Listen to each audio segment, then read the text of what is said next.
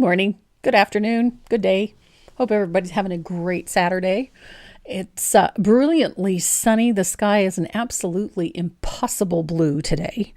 We had a miserable snowstorm slash rainstorm slash freezing rain East Coast mess since yesterday afternoon. So got up this morning with a brilliant sunshine and a gorgeous blue sky and lots of snow and ice.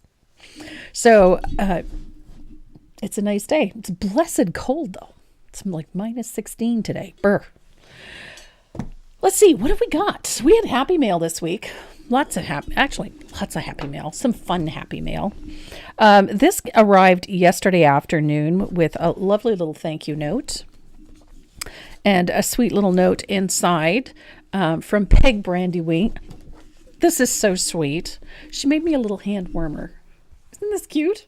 It's covered in sugar skulls. Just made my day. You can heat these up in the microwave, or you can put them in the fridge if you need a cold pack. But a lovely thing and very thoughtful. Thank you, Peg. I really appreciate that. And I love the little note.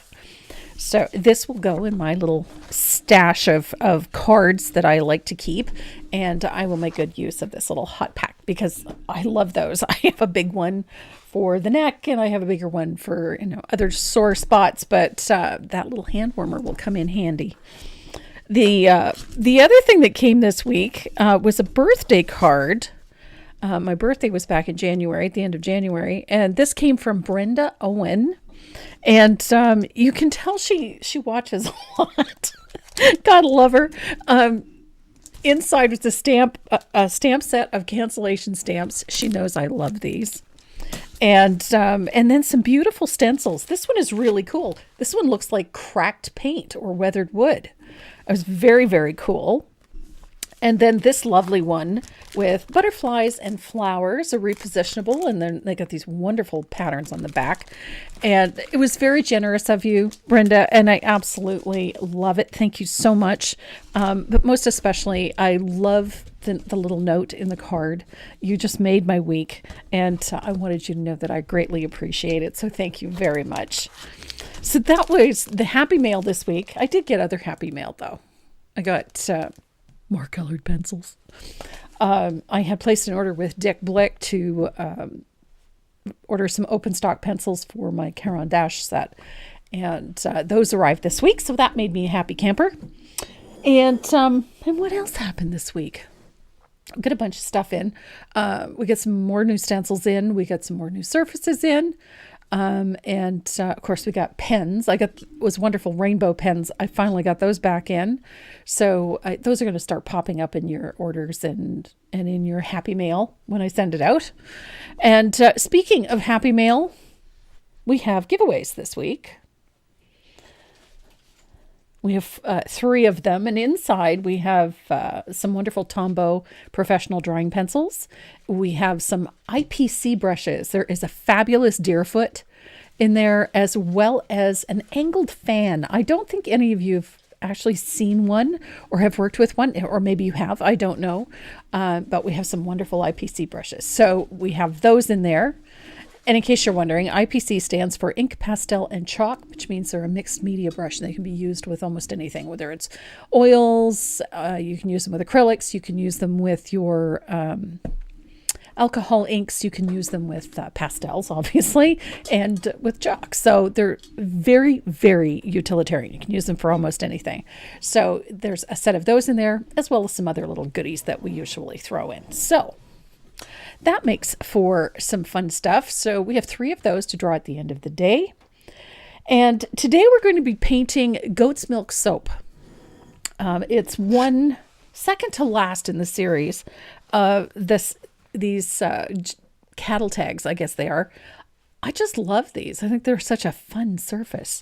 And then we've elevated the little goat over top of it. So this is the one we're going to do today. And then next Saturday, we're going to be painting the last in the series, which is the horse. And that one is called Wild Rose Saddle Soap. So this is the one that we're doing next Saturday. So the patterns for both of those are available on the website. So are the surfaces if you're looking for them. They're also available on the website. So now you know what we're up to for the next week or so.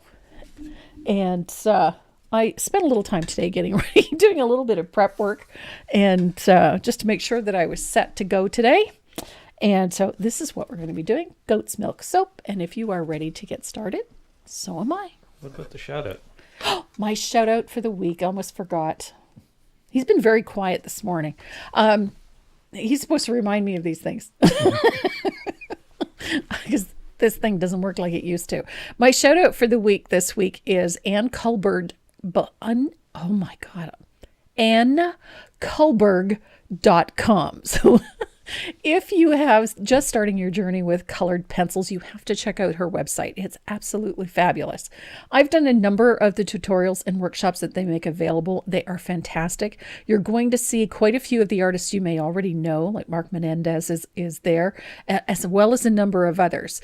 And some that you may not recognize that you don't necessarily see within the field of decorative painting, but you will be pleasantly surprised. Now, they have a great lineup of tutorials on this website for people who are just getting started. So if you've never picked up colored pencils before, there's tons of beginner projects on there for you, and they're very reasonably priced. You can get them in either print format or in a downloadable format. The setup for all of the tutorials is excellent.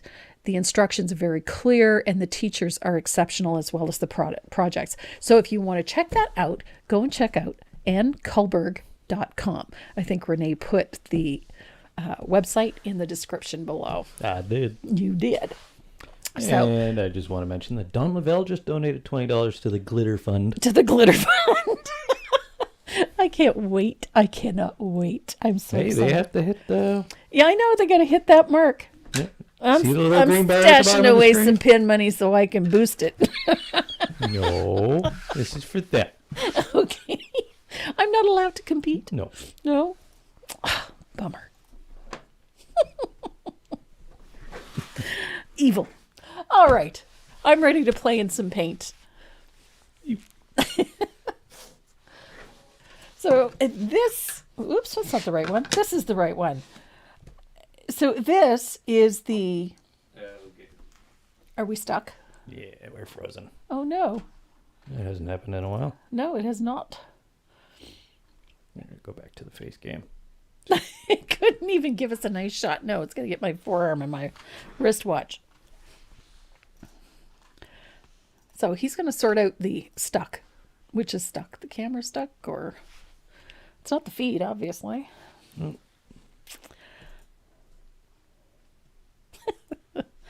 So the Glitter Fund has reached $249.93. I'm anxious to see where this goes. We have 297 days to go. Even has a countdown. Interesting. It's going to be fun. There we go. So we are unstuck. Unstuck.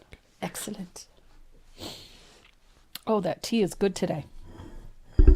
So this is the one we're going to tackle today. This one is goat's milk soap. I went with blanket flowers for this one.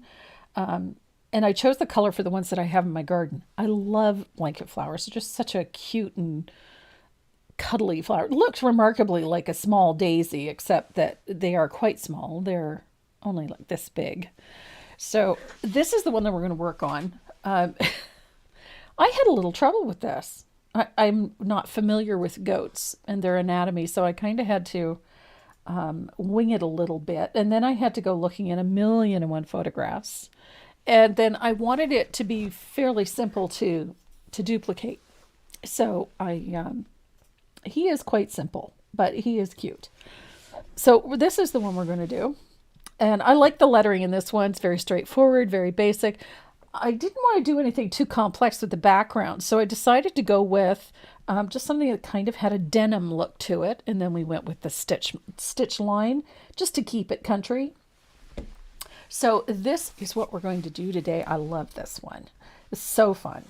So to get started with this one, the goat gets base coated just lamp black. Just keep it really simple, lamp black everywhere. And you might notice that there's a couple of little cut-in areas here.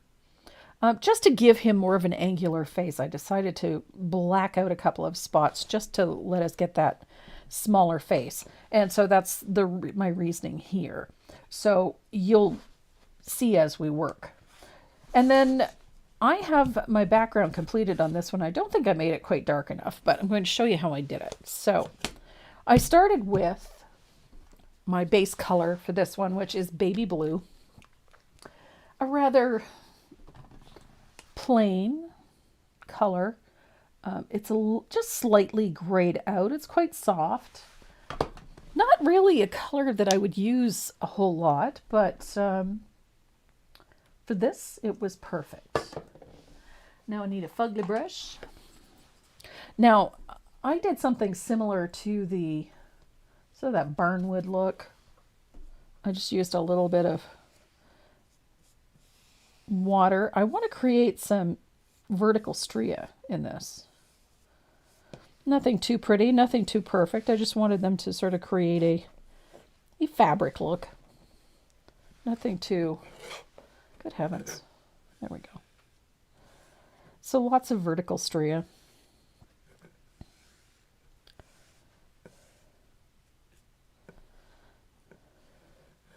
Notice I got a new tabletop too, all nicely done up.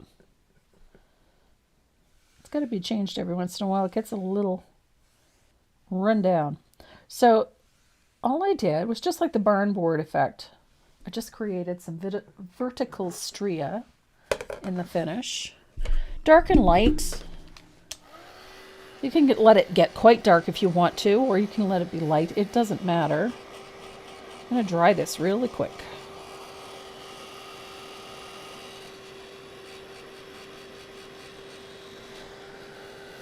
My goodness, I asked Miss Sandy to order me a new one. This one is making weird noises and gets a little on the hot side if I'm not careful. It's been dropped one too many times, I think. Debbie's wondering what you use for a tabletop.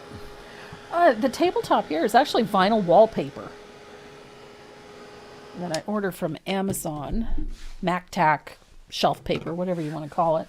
This one is a vinyl wallpaper. And you notice I got some blue paint on this surface.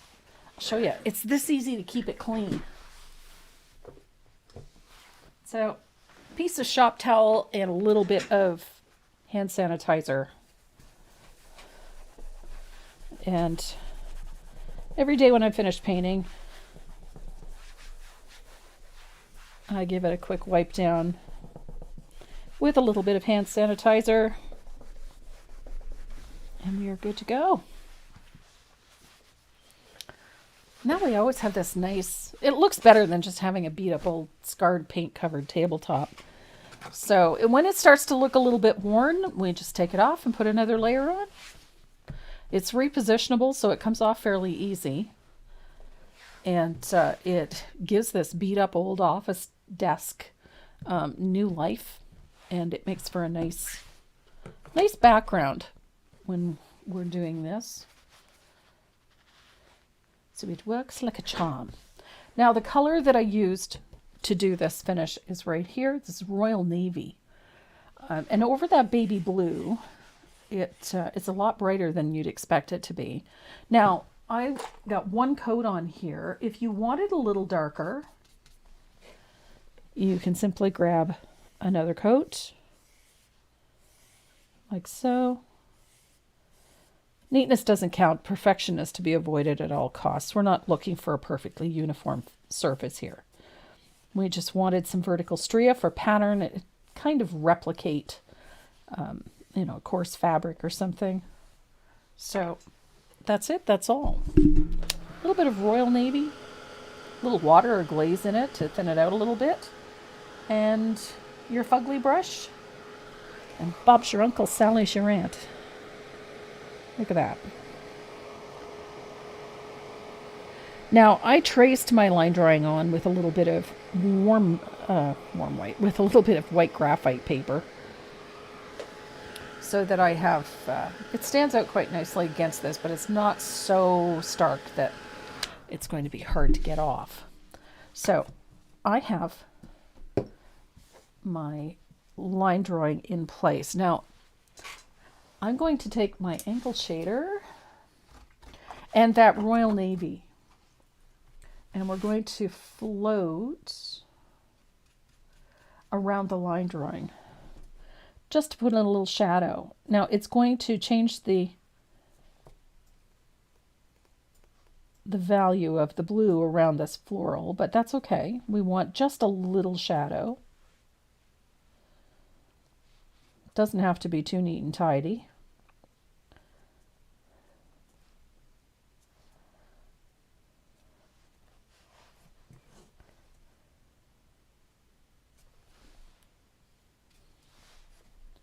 And all this does is it helps lift that floral off the surface a little bit without drastically leaving behind a really harsh line.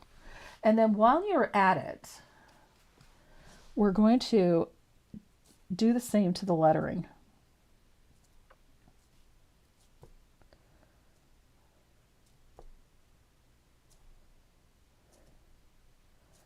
Just put a little bit of that dark navy to shade on the background and on the right side of each letter. And again, this is just going to give the lettering a little elevation, lift it off the surface a little bit.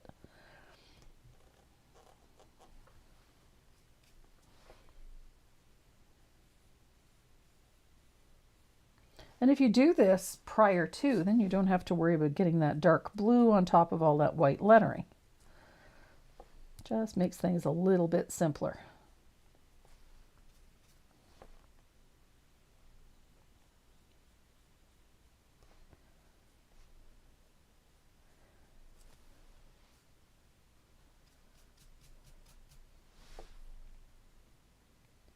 Now, lately I've been using these water lily brushes. I just really want to get a sense of how well they work. They are quite a bit softer than my black gold and my faux squirrel, and that takes a little bit of getting used to, but a lovely brush to work with. Holds a ton of water and paint. So it makes floating a little bit easier. So I think I'm just about done. So that little bit of shading, just a little, it doesn't have to be a lot, is plenty just to give this lettering a little bit of lift. And then we are ready to get started on the fun stuff. I call it the fun stuff because it's like base coating. We're not really fond of base coating. So warm white is our next color. Everything is getting this color.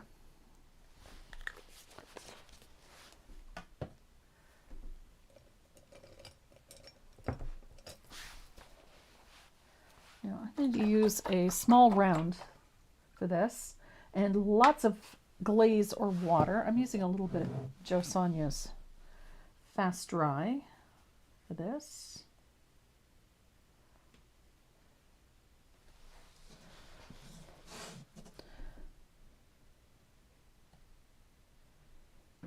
So I'm just putting in a light base coat of warm white on each petal. And I like to leave a small space between each of those petals. And I got something funky going here with this. The tip of my brush has collected a stray hair. There we go. And it wasn't behaving.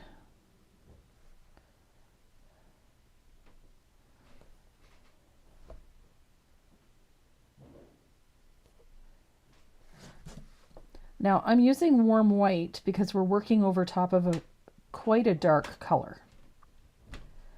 And because these flowers are yellow, if I were to try and work over top of that blue with a yellow, I'd end up with green and it's just a mess. So if I put down a little bit of warm white or a little bit of gesso, white gesso, it just makes that base of yellow a whole lot simpler.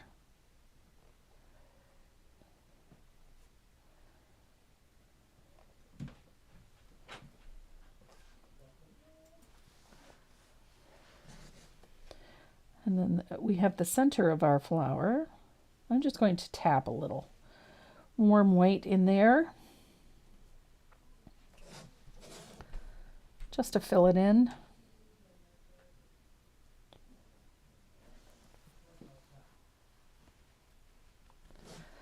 And then I'm going to do the same for these.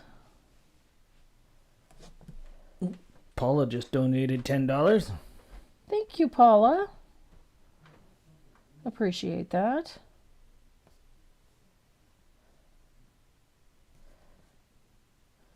Put Renee in a glitter beard yet.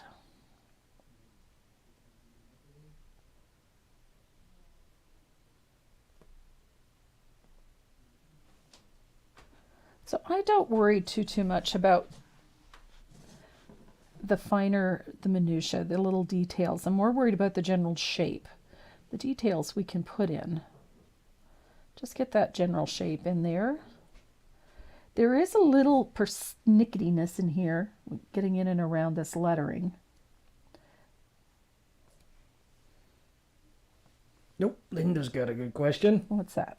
I was asked by some people in my area if I would be giving out any pins to do with St. Patty's Day. Ooh, I would. Do you have any rack patterns that can help? I don't, but you know how? It'd be pretty simple to come up with one. I think it would be fun. Just take a plain circle and paint it to look like a gold coin. It would be fun.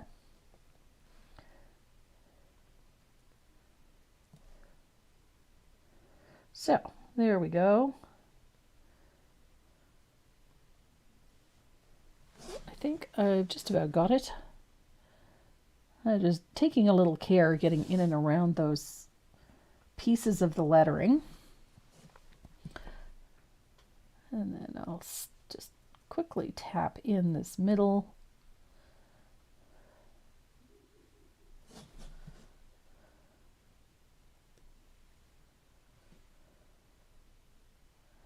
St. Patty's Day is one day. A lot of people don't really do much for it, except, you know, perhaps drink to excess. But what about Boston? Boston is different. I think it should still be part of Ireland at this point. What size of that was that brush you were using? The number 4 round. And I'm switching to a rigger to do this next bit. These paint in these leaves so that I can get a little closer.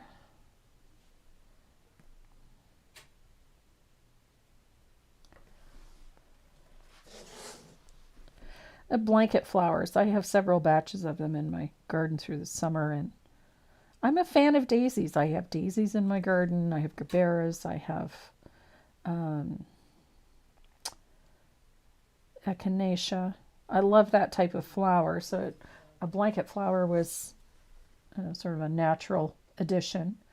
And I was fortunate. I didn't have any idea what color they were going to be until they bloomed, and they were this brilliant yellow with a bright orange ring around the center of the flower. And I just thought they were so pretty and so happy. They are quite small. The plants don't really get much bigger than this. Mine's about 4 or 5 years old. And it probably had 20 to 30 blooms on it. Just these little tiny, fat little daisy-like flowers.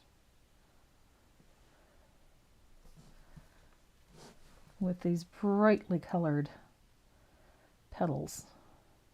It's very pretty.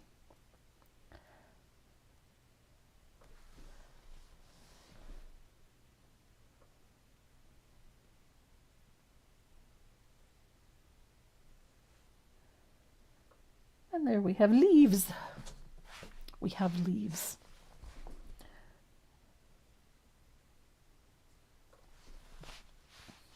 So I'm going to dry that real quick.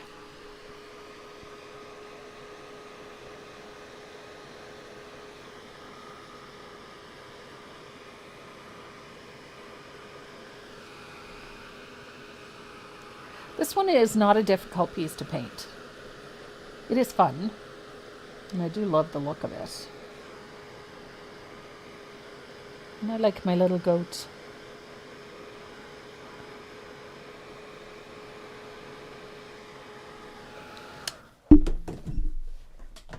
have a problem with Facebook's algorithm of late. I turned 60 in January, and ever since then, all of my ads are for mobility aids and funeral expenses and life insurance. Like, I was a little put out by that.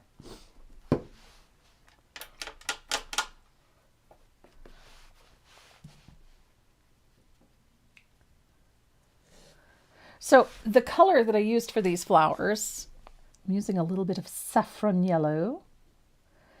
And I chose saffron for a reason. It's a very transparent yellow, and it's also very bright. I love this yellow. So I'm just putting a coat, a little bit thinned. I put a little bit of Joe Sonia's in it, just to make these petals really pop. Such a pretty yellow. It's in your face.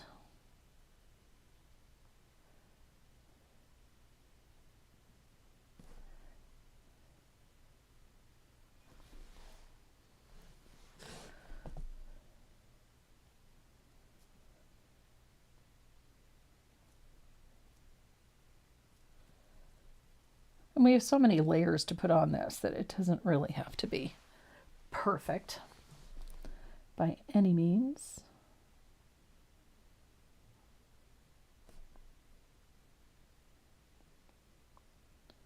It is a very vibrant yellow.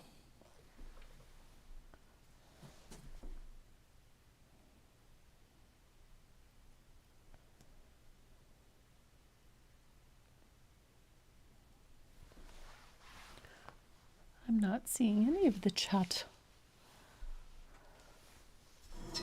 It was on there a minute ago. Oh, there it goes.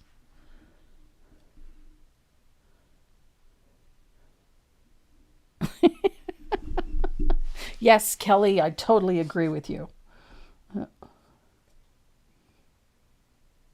I just thought it was funny. 2 weeks ago, I was seeing ads for all these really cute little spring outfits, and this week I'm seeing, don't forget to get your funeral plot this month. Just nope. Just like when I turned 50, all of a sudden I was getting, messages from my doctor to book my mammogram.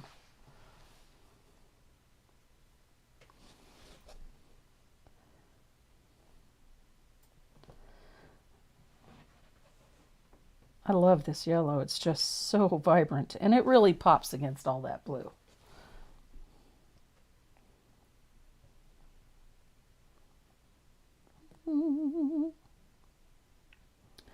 Easy peasy.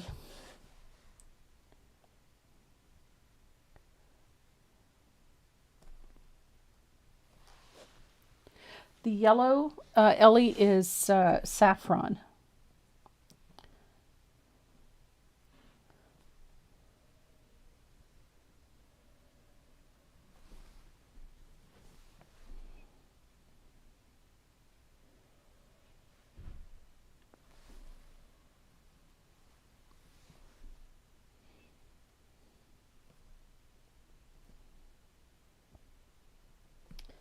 There we go. Brilliant yellow.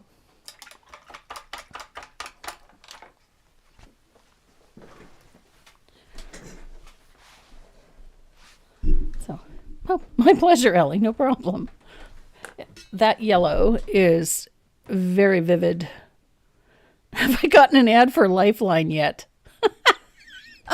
Yes. The walk-in shower, walk-in bathtub was the one that cracked me up, though. Not there yet. So we're going to tackle painting these leaves. I'm using a little bit of antique green for these. And the antique green is a little on the transparent side. I do like this green, though. It's one of my favorites. It is a little on the transparent side, and I didn't want it to compete with that blue, so hence the reason I put that white down, just to save myself a lot of aggravation.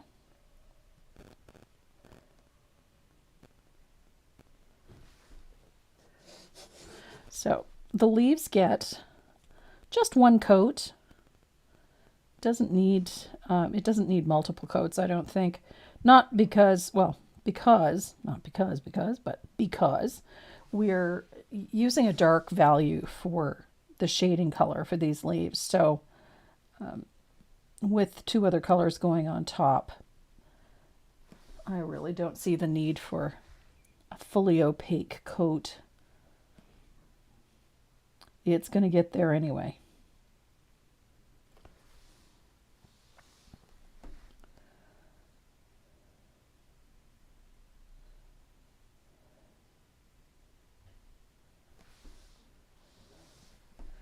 So it's been such a busy week this week. I have no idea where the time went. The week just flew by. And it just seemed like did not have enough hours in the day this week.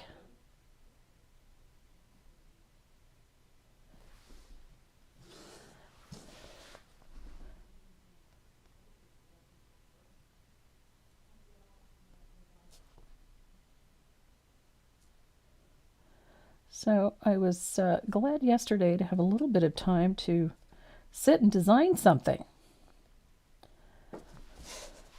So I've got a couple of things. I've been working on some things for Easter, so in desperate need of some things for Easter.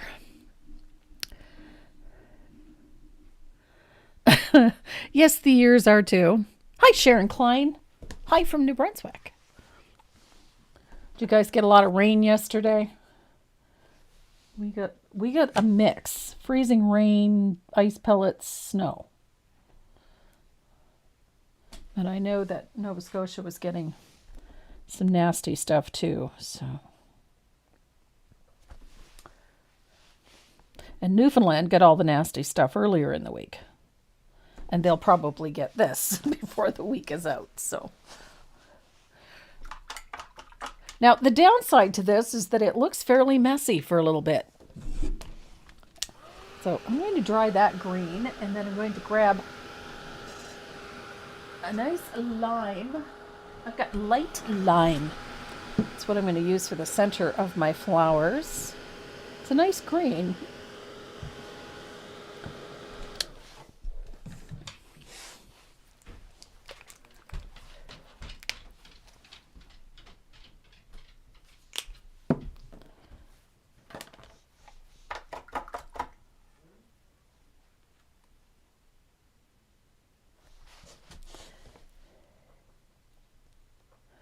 So a little bit of light lime for the center of our flowers. Doesn't have to be too perfect. It is fairly opaque all by itself, so you don't really have to do a lot with it. Just like to keep it a little on the tidy side, that's all.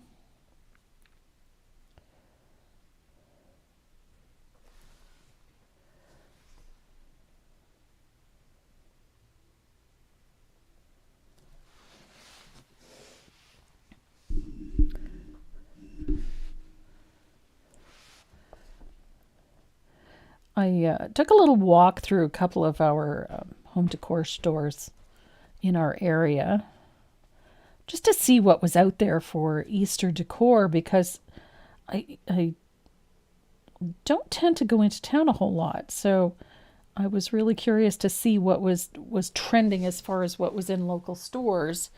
And the one thing that I found, there's a lot of bunnies.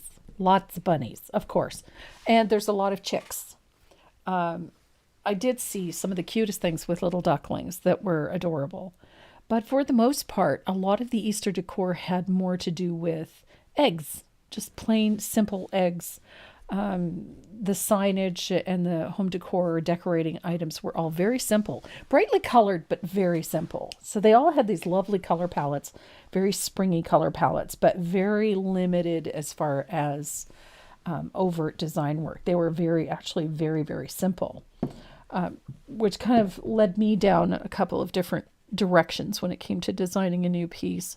So I'm just playing with a few little ideas. I really liked the color palette this year. They're not quite pastel, not quite.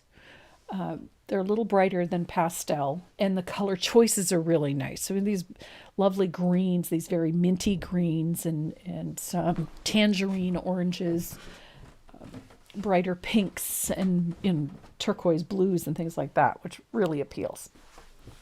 So I've been kind of playing with the color palette more than I have with the overall design thing. So I find that fun.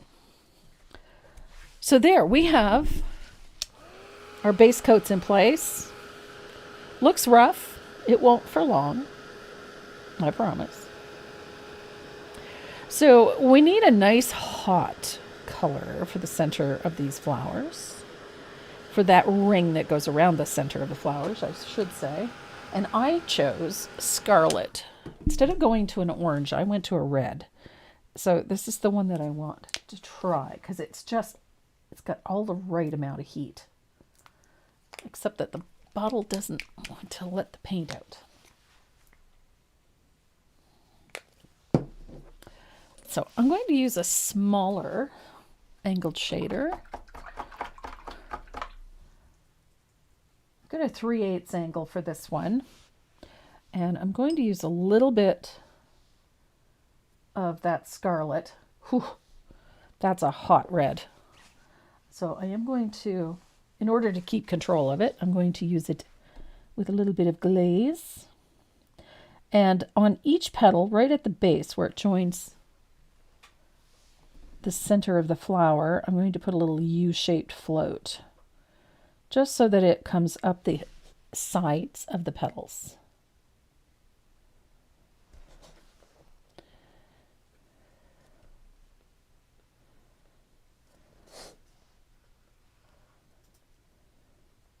And I'm thinking it could be a little stronger. So a little bit less glaze, I think. There we go. Oh yeah, there we go. Wasn't quite getting there. Now we're talking.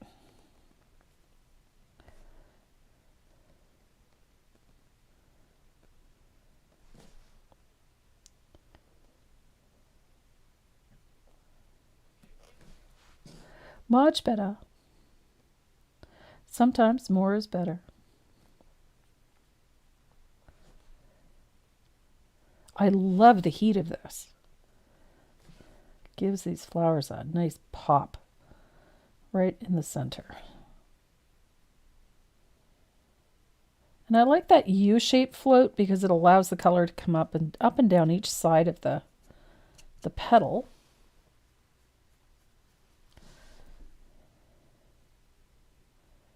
It gives it lots of heat, just like so.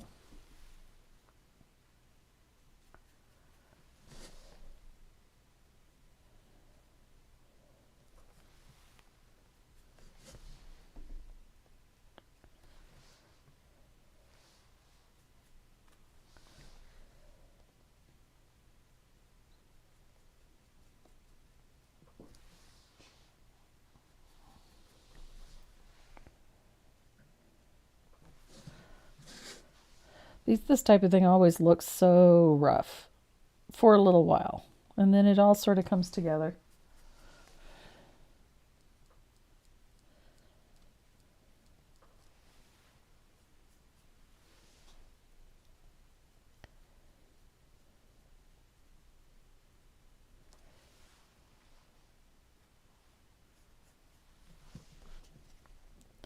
And we are going to separate all of these petals with another little series of floats with that same color.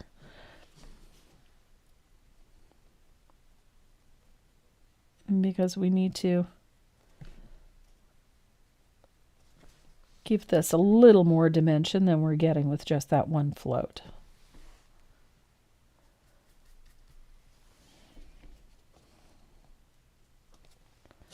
Especially here, we see some of these petals that are overlapping. We want to get a little more dimension in here. So we're going to make sure that we get in there with a little bit of that scarlet just to separate those petals.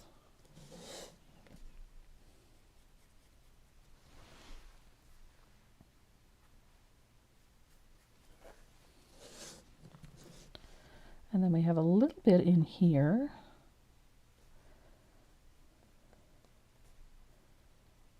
To separate this top flower from that one.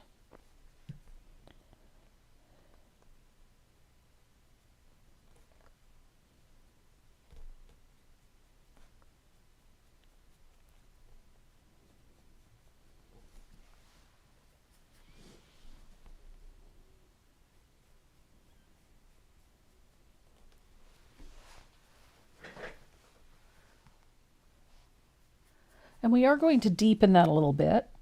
We're going to use it with a little bit of asphaltum to separate these petals nicely and to define them nicely.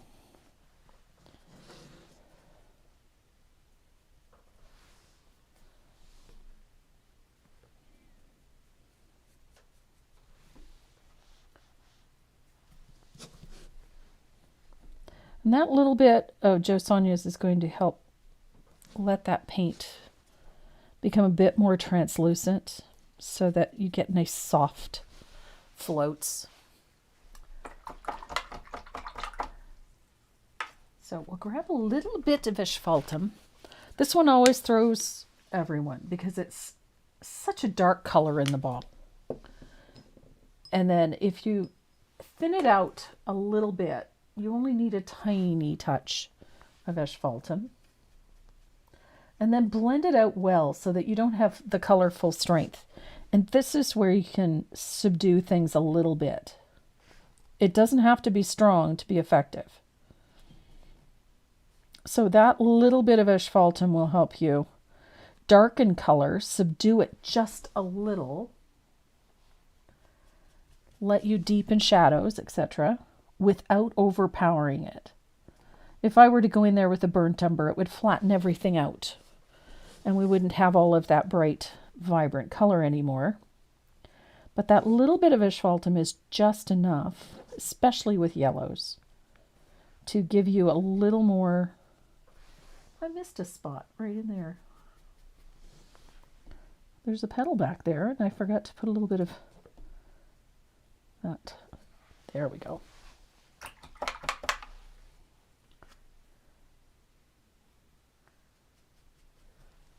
So that little bit of asphaltum is going to make a world of difference. As I said, doesn't have to be strong. So got our flowers shaded. I'm going to grab my plantation pine. I'm trying to make sure I keep this right in the shot so you can see what I'm doing. So I've got a little plantation pine. I'm going to put about 3/4 of a circle in the center of my little flower here. Like so, just to give us a little bowl in the middle. And that's all we really need. So that's going to give us that shape we need for the center of the flower. And then while I have that color out on the palette, we're going to use it to shade our leaves. And you can be quite heavy-handed with it at this point. We're going to put a nice dark shadow underneath those flowers where the petals overlap those leaves.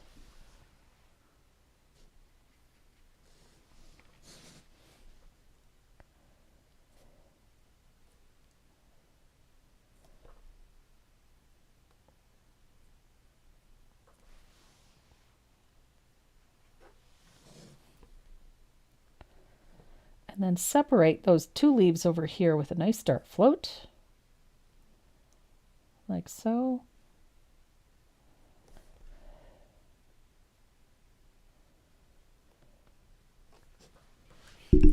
we'll dry it, and then we're going to deepen it with one more float.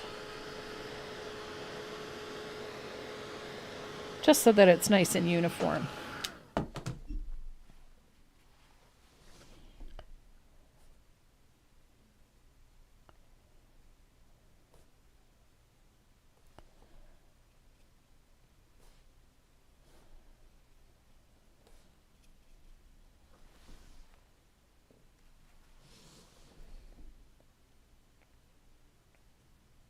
The plantation pine is quite transparent, so sometimes it takes a couple of floats to get the depth that you want. So I'm going to dry that, then we're going to work in a center vein. We need a nice shadow for our center vein on these leaves. And I'm just going to pull it all the way down to the point, like so. So we have a nice center vein. And I'm going to do the same on this side.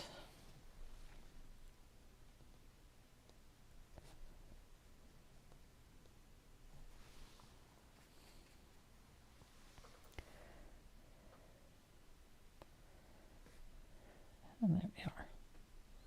So we have a nice center vein on each of those leaves. Cindy is wondering if there's a way to tell if a color is transparent or not. There's a simple way, and that's just to test it on either white paper. But the simplest method is to go to the DecoArt website or to the educational materials section on my website. There is a chart in there on which colors are transparent and which are not. There's an opacity chart available for download in there. And it will tell you which of the Americana colors are transparent, semi-transparent, or opaque. It's a very handy chart to have. So now we have to start working on some highlights for these petals. And this is such a super simple one. We're going to use a little bit of Sunny Day, assuming I have any. That's not Sunny Day. Neither is that. I am missing.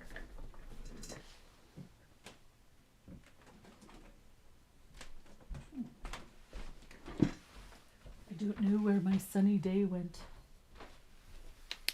It left.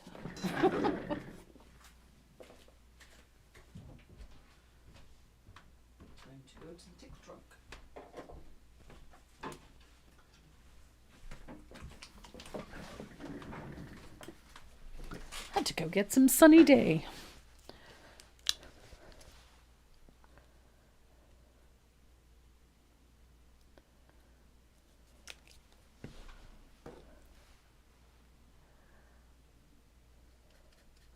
So a little float of Sunny Day out at the tips of these petals, like so.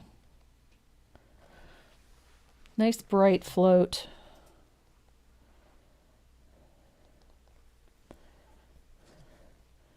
Gives these flowers a little bit of light and some nice little contrast at the tips of these flowers. Brightens them and really lifts them off the surface a little. And it also separates these flowers quite nicely. So when we put that little shadow in, it's a very light shadow, but it brightens considerably when you put that little highlight in there.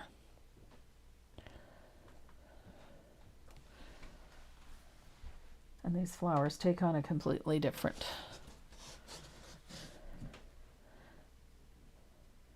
So just at the tip, keep it simple.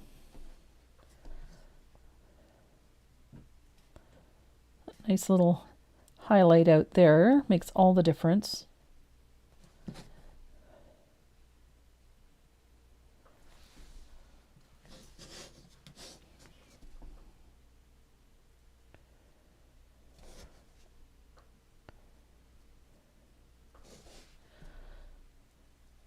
This is also why I said that you don't really need to have that perfectly opaque coat as a base coat, because by the time we get all the shading colors on, all of those layers in place, and then we put those highlights in place, you end up with a nice bright flower. Now I'm going to take a little bit of that light lime. I'm going to thin it out a little bit. I'm going to use that as my highlight color, just because it's on the palette. Might be a little light, but that's all right.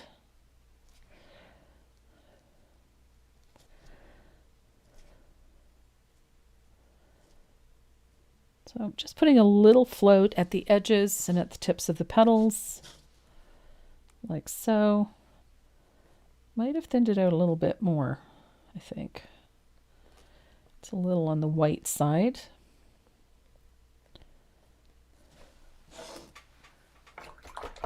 And then I'm going to come back in when that's dry with a little more plantation pine just to brighten it. Make that.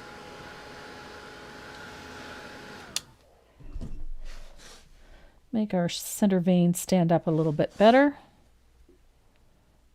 Just a little extra of that plantation pine.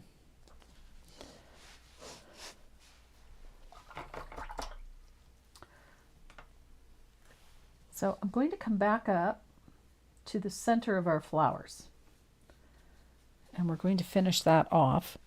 I'm using a little bit of thinned asphaltum just to tone this center a little bit and to deepen it. I've heavily thinned it.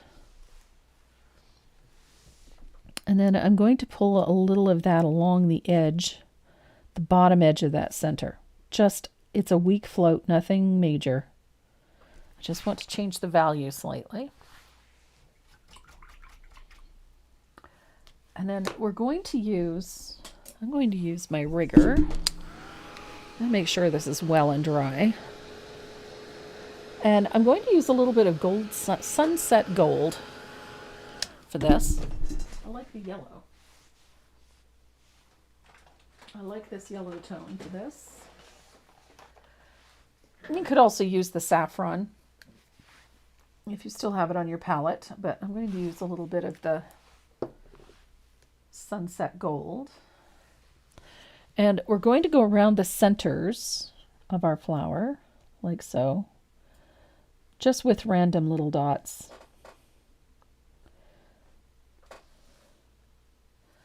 And we want to go over the outside edge of that center on both sides. So into the middle a little bit and out over the petals a little bit. Just some random little dots.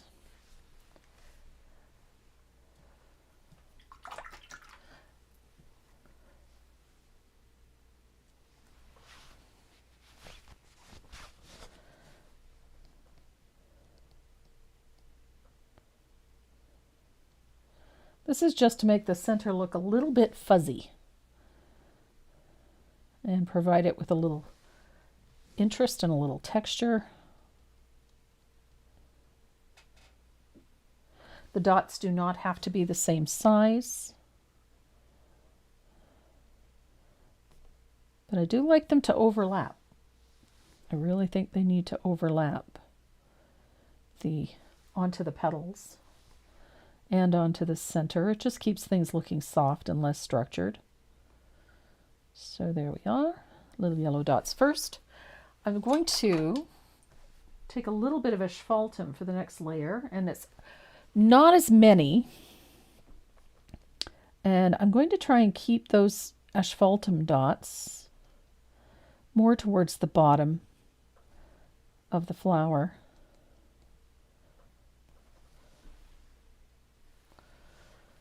And I'll do the same one to this. And again, I'd like to make sure that some of them overlap onto the outside and to the inside. And I think we're good there. And then finally, we're going to use that warm white. And this is where I pay a little more attention. I just like the dots to be a little more. Make sure they come out past the edge of the center and onto the flowers, onto the petals, I should say.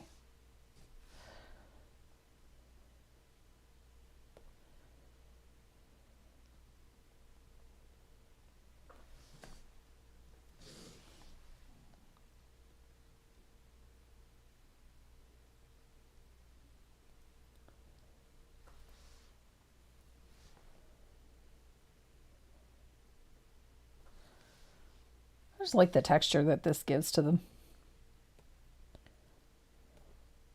Just helps the centers look a little on the fuzzy side.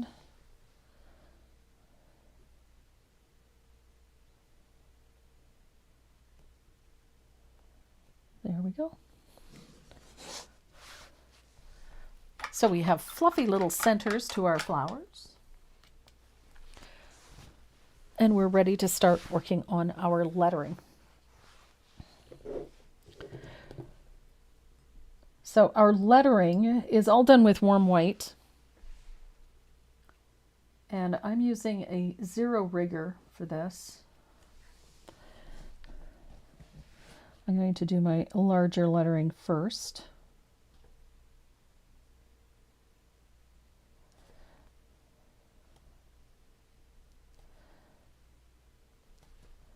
And the trick to this is keeping those straight lines straight and smooth. And it's going to take a couple of coats to cover this well because of that dark blue. But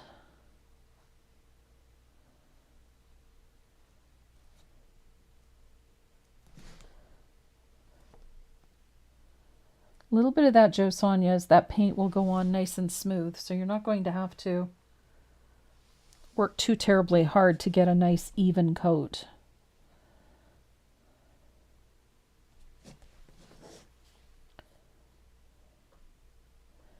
And that rigger's got enough flex, and you'll be able to control it so that you get nice smooth straight lines.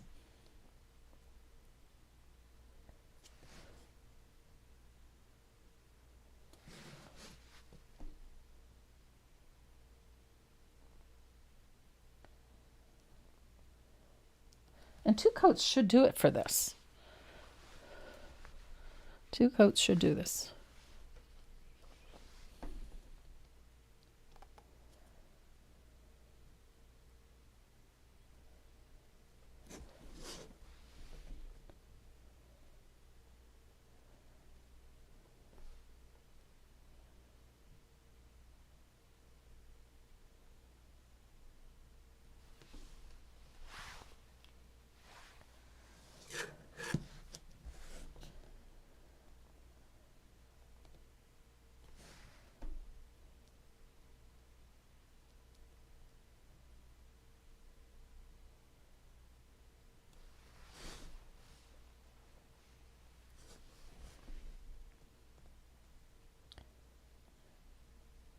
I do like this brush for lettering. It works exceptionally well.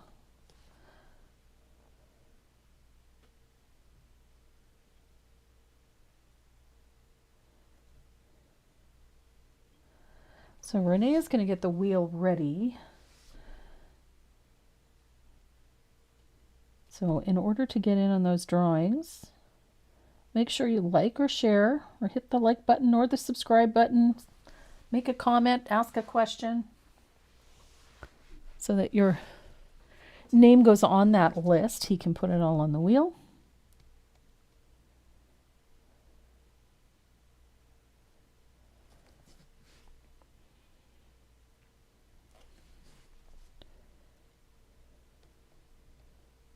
It's amazing to me what a little bit of Jo Sonja's does for that paint. Lets you lay it down quite smoothly, and this is covering quite well, so I'm rather pleased.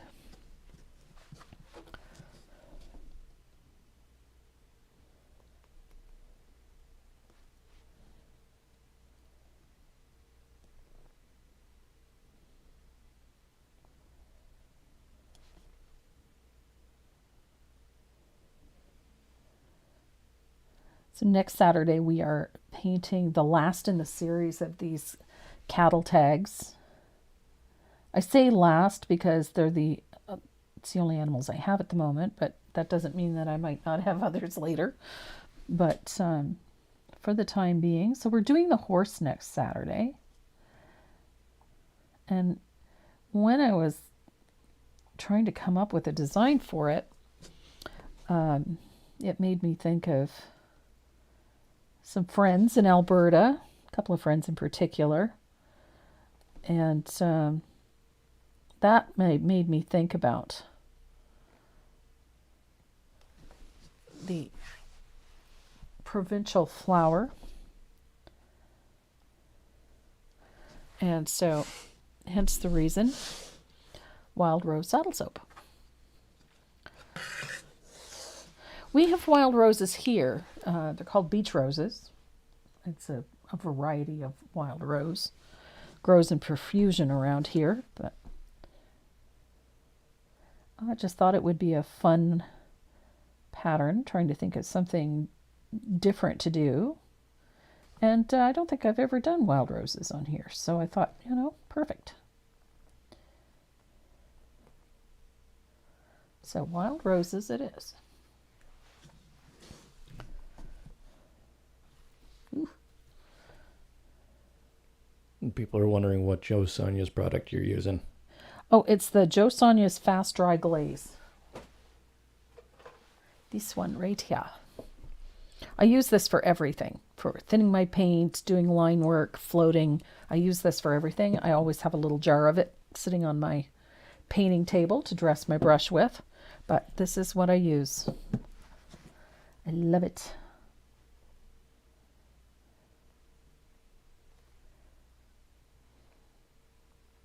And what was the website for the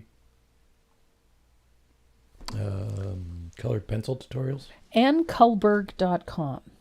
AnnKullberg.com.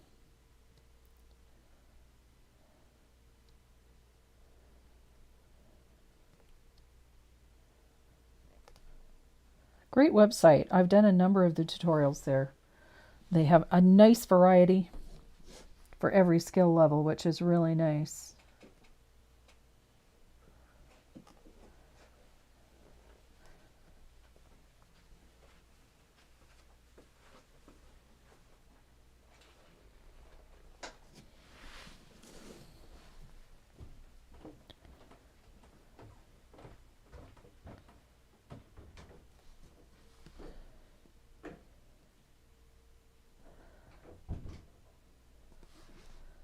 There we are.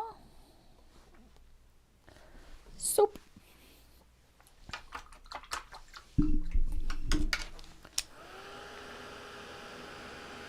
Now I'm going to switch to a smaller rigger to do these little letters up here because this one I think is just a bit too big for it. So I'm going to be using a 10-aught, which is really tiny, but I think it's going to work out fine.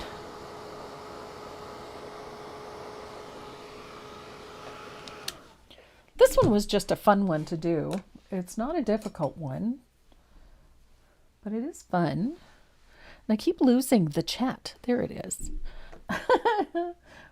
Renee had to step out for a minute, Debbie, but we're having roast chicken with all the trimmings tonight. That is what's on for dinner tonight.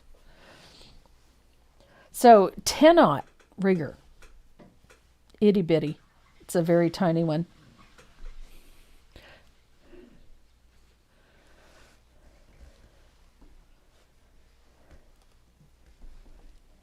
So somebody wants the address for Ann Kullberg's website. .ANNQULL.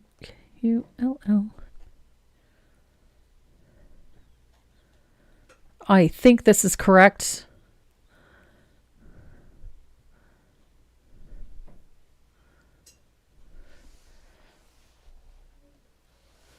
If it's not a U, then it's an E. But I love her website. She's got some great colored pencil tutorials, patterns, what have you. There's lots of goodies in there. And quite a few artists that you may not be familiar with that are exceptional. So please have a look. If you're interested in colored pencils, have a look. It's an excellent resource. And if you're looking for a color conversion book or chart for colored pencils, there is one on my website. If you're a member of my membership group, it's in the paid membership download section. I don't think it's in the educational material site, but I can certainly go put it there.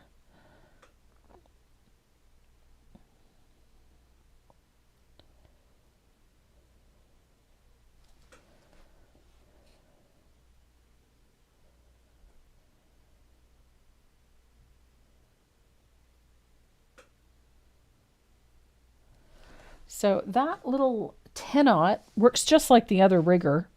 It squares off, gives you a chisel edge just like the number 2 and the 0. Does exactly the same thing, except that it's much smaller. So it takes a little bit of getting used to because it's a tiny little brush. At first you want to use it like a liner, but it doesn't really work like a liner. It has that, chisel edge.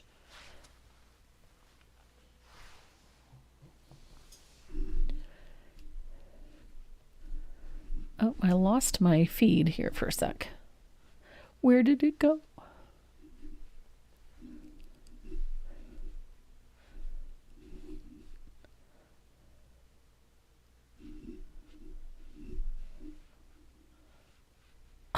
There you are. Okay. The owl design that I did is not... I've done 2, and I'm not sure which one you mean. One of them, actually, yes, I did get from Ann Culbert's site. But off the top of my head, I can't remember who the original designer was. The one with the incredible eyes is the one I got on Ann Culbert's site. The other one, the horned owl, is my own design. I did that one from a photo. So, but yes, I've done a number of the tutorials from there, and they're fantastic.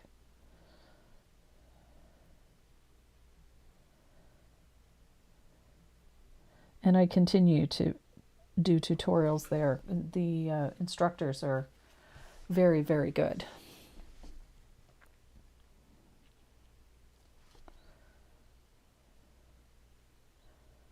So my membership group has been doing studies in colored pencil, and I'm thinking the patterns that I've put together for that I might make available for the website. I don't know yet. Very new to colored pencils in the grand scheme. I'm finding it a bit of a challenge. I've tried to write instructions for them. They're not so simple as painting, in my view. I think they have to be extremely well detailed. So I'm trying my hand at it.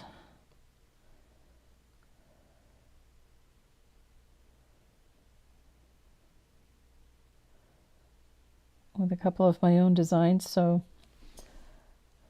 we shall see. So almost there. These smaller letters are always a bit of a challenge.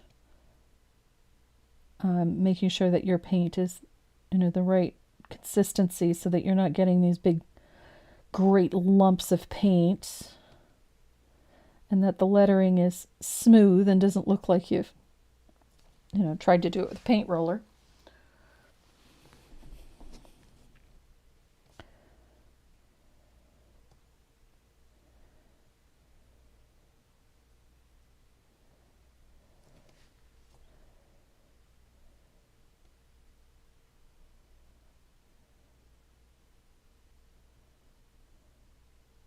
There. Coming along.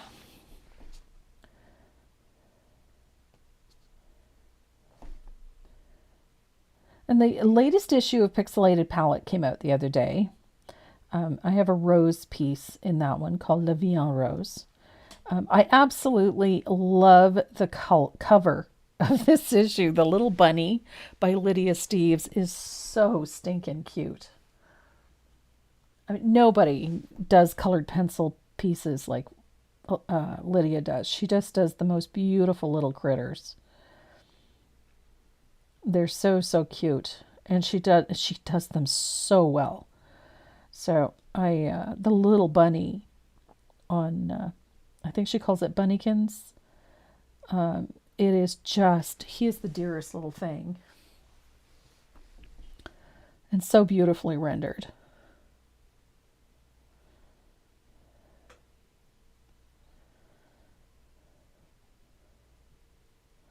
So if you love critters and creatures, Lydia Steves is a great resource too for colored pencil instruction. I have several of hers and I really enjoyed them.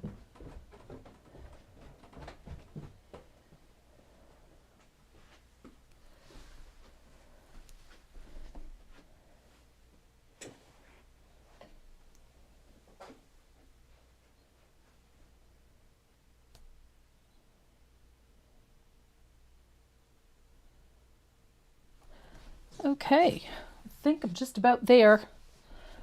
I'm just going to fix this O, as I seem to have muddled it somehow. There we go.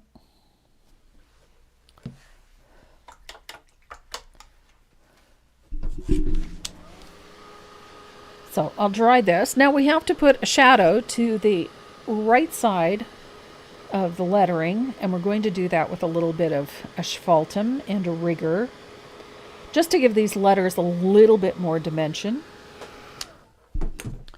And I'm going to use the zero rigger for this.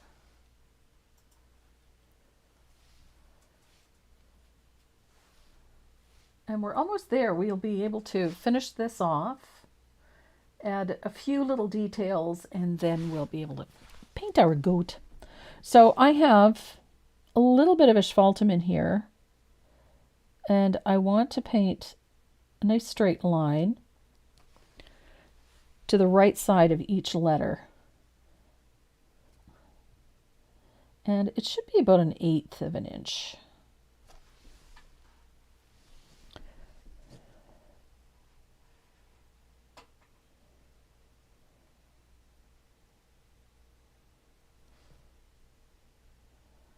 Just to the edge of each of those letters.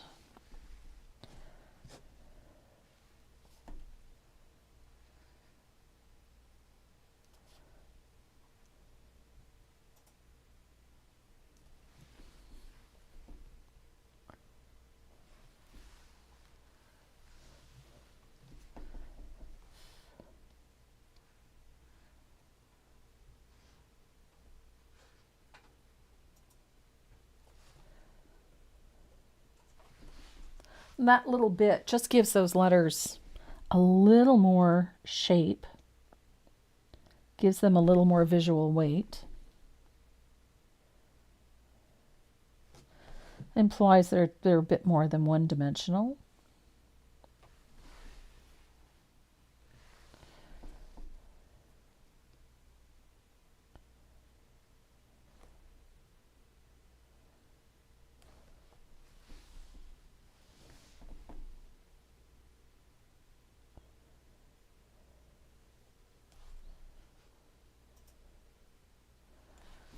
And it makes these, still helps them maintain sort of that country style or that country look, which is what we are aiming for these.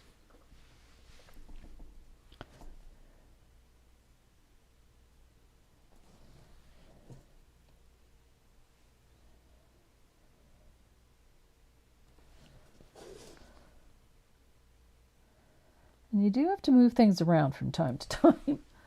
And of course, I'm just trying to avoid putting my fingers into wet paint.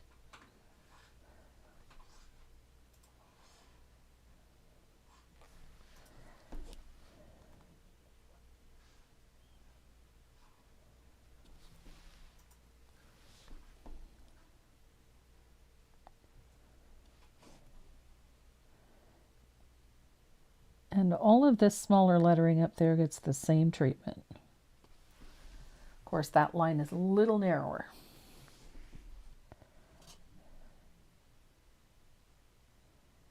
So I'm just using the very point of this lettering, of this brush to do that, just so that I'm not overpowering.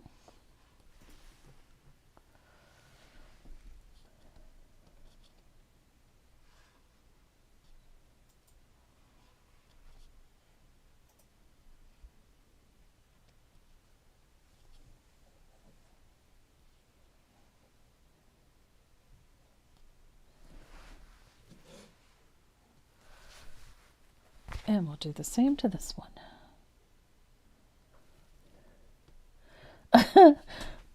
Thank you, Elizabeth. Loads of practice.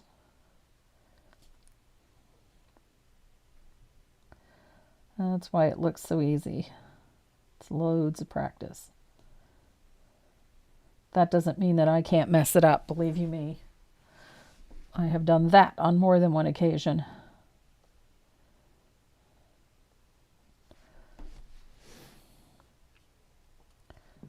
I'm trying to avoid putting my fingers in it.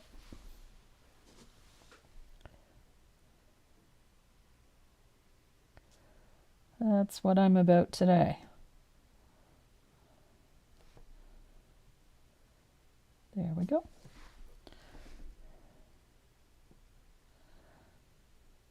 So we've got a few shadows in place. And our lettering is just about there. We are going to add a little bit of color to the bottom of each of these letters. And we're going to float that in. And I'm going to use a little bit of Bahama Blue because I like Bahama Blue. And it's a great color for this. If I can get it out of the bottle.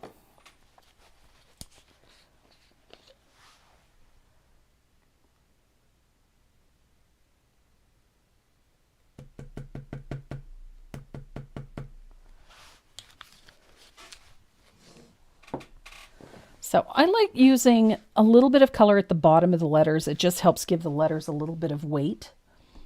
So I'm going to do that with a 3/8 angle, a little bit of glaze, and I'm going to float this color in. Now, because we've got a dark background, I don't want to get Bahama Blue everywhere, so I'm just going to use the chisel edge of the brush to sort of pull it up a little so that I'm not getting it all over the place. So I get a darker value at the bottom and then it gradually fades out going up. And because we've got a limited space, this just gives me a little extra control.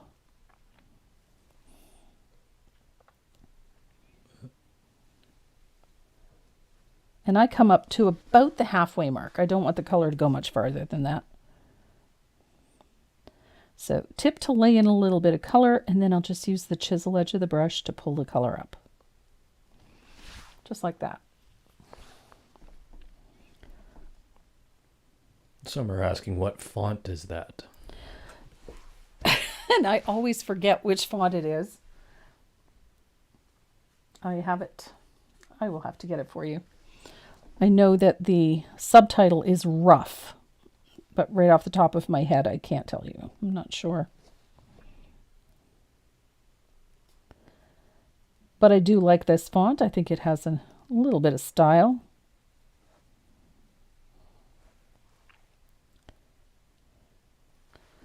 So again, that float's only coming up about halfway up the letter.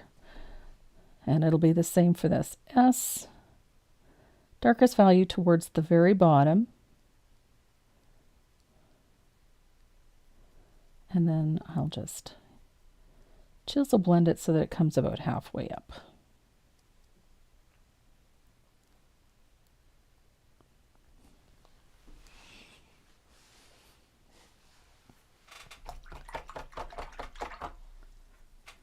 Were you using a 10-aught rigger for the For the little lettering?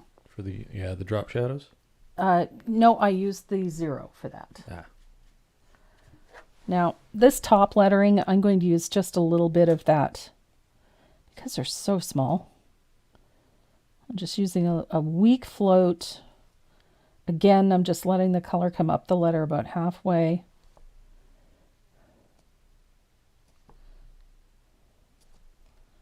Doesn't have to be a lot, just a little. It just gives them a little more visual weight. And there we go.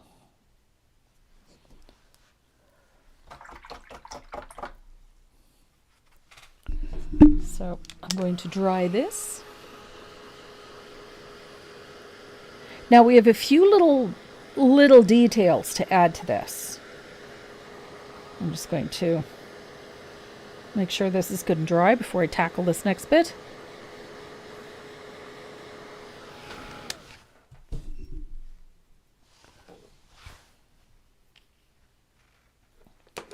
I'm going to grab my 10-aught liner. It's my 10-aught extra long detail liner.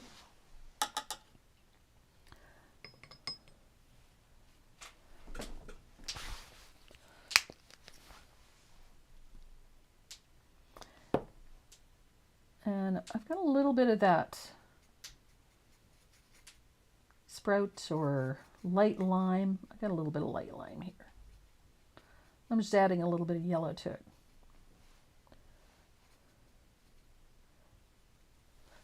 So I'm going to use that to just to add a little detail to the edges of my leaves.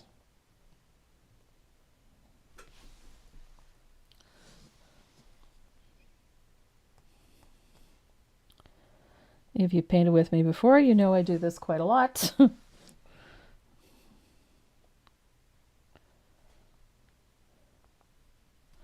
I just find that it softens the look of things quite nicely.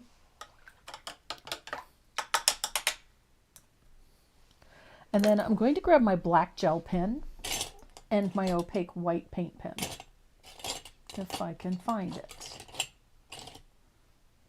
Here's my black gel.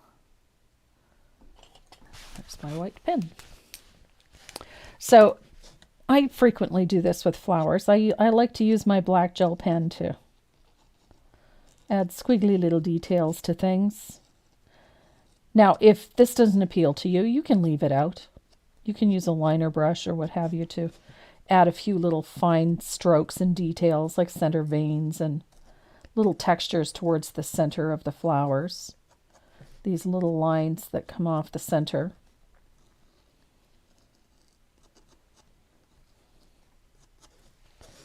Now I'm using a black gel pen. This one is a Uniball Signo 0.38, just because it happened to be the closest one at hand. I use a couple of different ones. I use the Uniball Signo and I use this one, which is the Feng Tuan. This one, they both have a 0.38 and a stainless steel ball. And that's the important part of this, is because it makes a very fine line. I find that most gel pens are just too thick. They're either a 0.7 or a 0.5. And they just make too heavy a line, and I prefer a finer one. So this is what I use.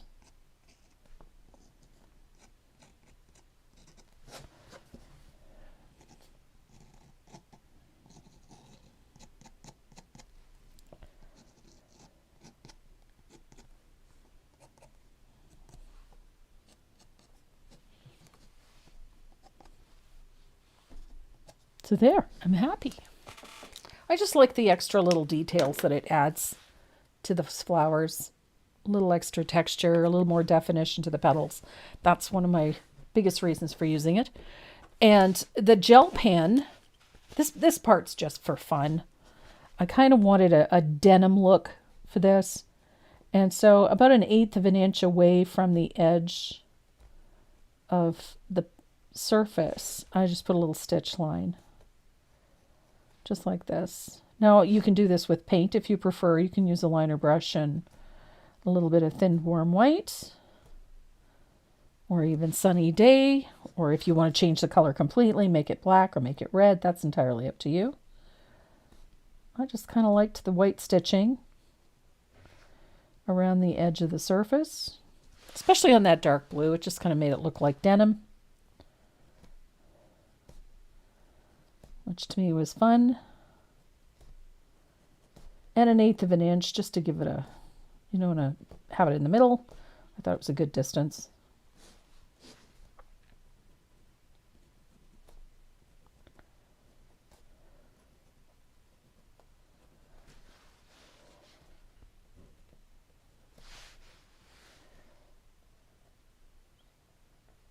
There we go. So we have our background for our goat's milk soap. And now we get to work on the fun stuff, which is painting our cute little goat. And then I'll show you how I put this together. So I'll set that aside. And talking about how we put this together, just let me show you. I intentionally wanted this to have a little more elevation. So not a whole lot. So I just found a couple of small pieces of wood. You could use a wooden button or a couple of scraps. It really doesn't matter. I just used a couple of small pieces of wood back there, and I glued them to the back of the goat's head and then glued that to my surface just to give him a little more elevation. I like the dimension that it creates. I just think that it's a fun way to add a little bit of interest to the piece as opposed to just gluing him directly onto the surface. So I started with a black base coat for this. And this part is super easy. This is not rocket science. We're going to be working with some warm white, some asphaltum, a little bit of sunset gold. And where did my pink go? I had vintage pink. Vintage pink. I have vintage pink. The other color that I was playing with was this one. This is Terra Coral. This one also worked really well. And then I had a little bit of Berry Cobbler is my shading color. So this one's going to be pretty straightforward. So I've got a little bit vintage pink.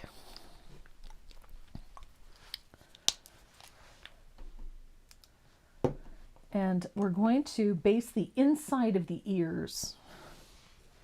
This little area here with that vintage pink. And one coat should do the trick.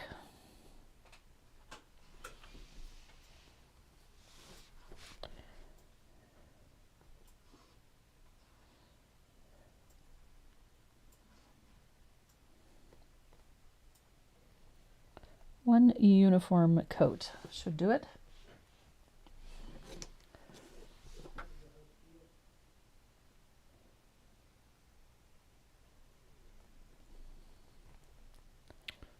Do you spray seal over the white gel pen? Yes, I do. I will use a Deckwart matte spray or a setting spray of some sort over top of it, just so that I have a nice uniform surface to varnish over. And that way you don't run the risk of smearing anything, or you never know. The lavender honey tag. Yes. Do you need a stencil for the large B, or do you have the line work for it? Oh, the line work is in the pattern. Always. The only time that I use a stencil is for a distinct pattern. And where do you get the surface for the goat head? It's all of the surfaces are available on my website, tracymoreau.net. We have the goats. We have the cows. I forgot about the bee. I took all of the others down, forgot about the bee. I love the bee.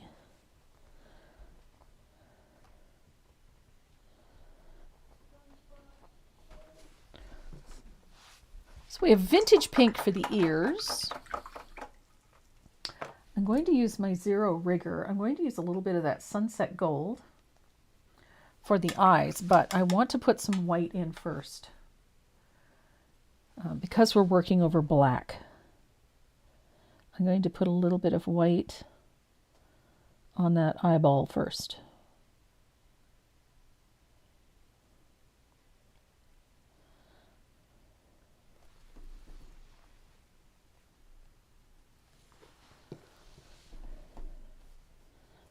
forgot the nose.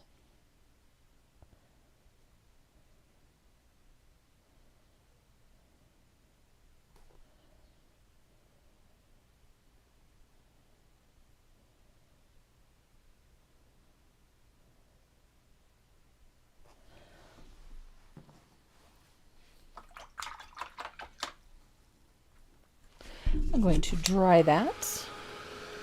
And before I forget, I'm going to paint his nose vintage pink, just like his ears.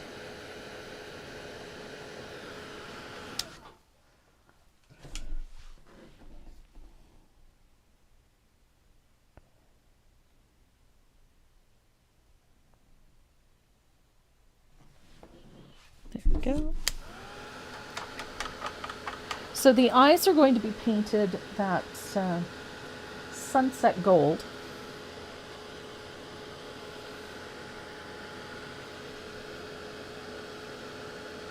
I had initially thought to paint the eyes blue, but I did that with with the sheep, and it didn't look right. I didn't think. It was cute, but it didn't look right. Oh, got too much water in there.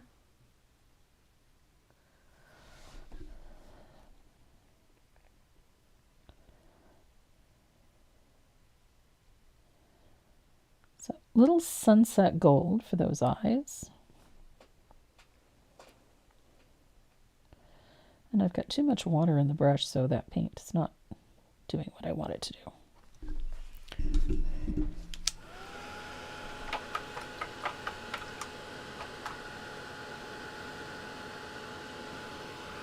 I had to keep in mind that they have a different pupil in their eyes. They have a rectangular, odd-shaped pupil.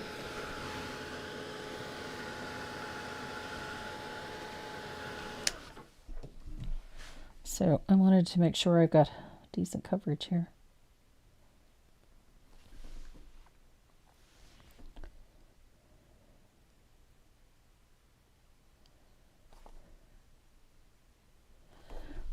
There we go.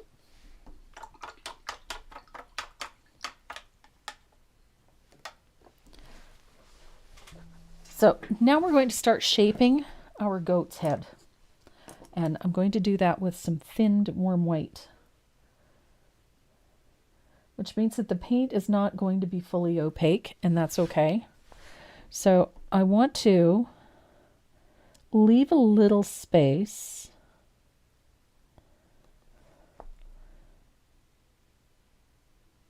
like so,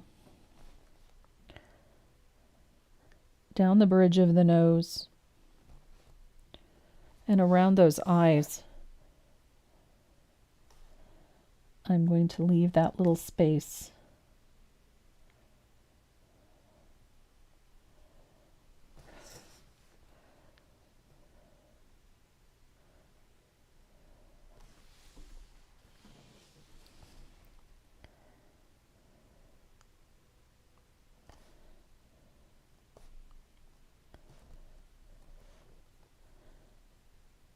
Now I'm going to let that black work for me a little bit.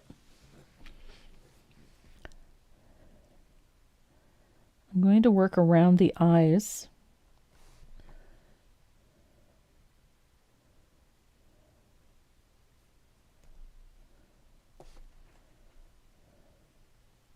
There's a question from Scotland. From Scotland. Is there a website that I can purchase from some of the stuff that you're using, but I'm in the UK, Scotland? Would that be a problem, or would... No, we ship to the UK. Yeah. Yep. We ship quite easily to the UK. We ship to Australia. Yep, we ship everywhere.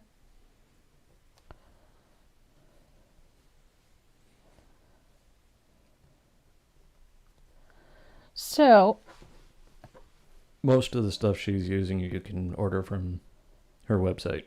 Yep. Minus brushes and paint. Yep, brushes and painter, but the only thing that I don't stock on there.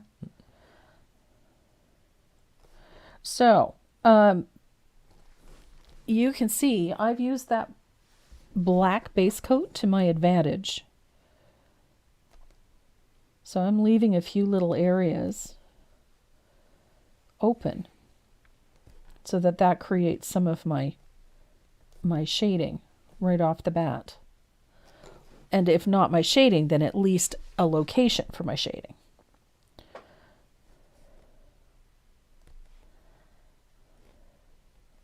And that thinned warm white, every time you put a layer on, it gets a little brighter.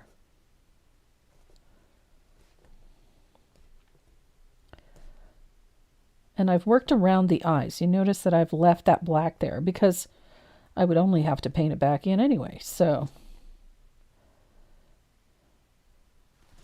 I've just left it open.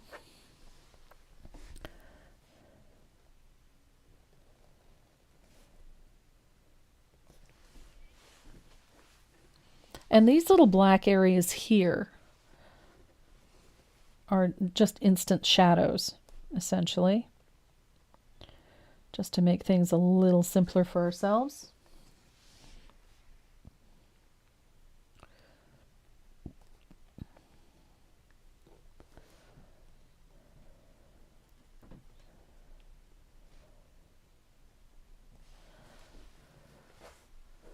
So we have our base coats in place. I haven't done a whole lot.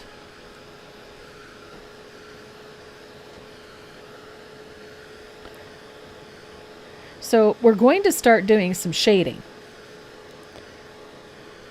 And I've intentionally left the eyes the way they are for a purpose. I did see something I have to fix. So I brought my pink all the way down, and I probably shouldn't have. So I'm going to paint that little triangle in there with a little bit of warm white.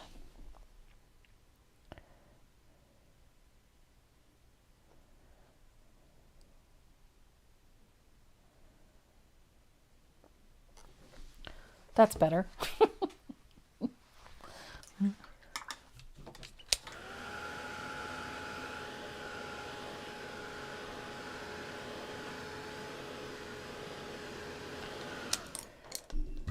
So we're going to start creating a little more dimension on our goat. So we have to start adding some shadows. So I'm thinning a little bit of asphaltum, and I'm going to float a little shadow underneath the eye, like so, but I'm leaving a little bit of white underneath. And then I'm following that line down to the nose with just a little float of asphaltum. And I'm going to do the same thing on the other side. Again, I'm leaving a little space so that some of that white remains. Just like so. And that asphaltum comes down. And then I'm going to separate the ears from the head a little bit with a little float there. And then I'm going to put a nice little shadow over here, over that white triangle. And we're going to give her a brow bone, like so.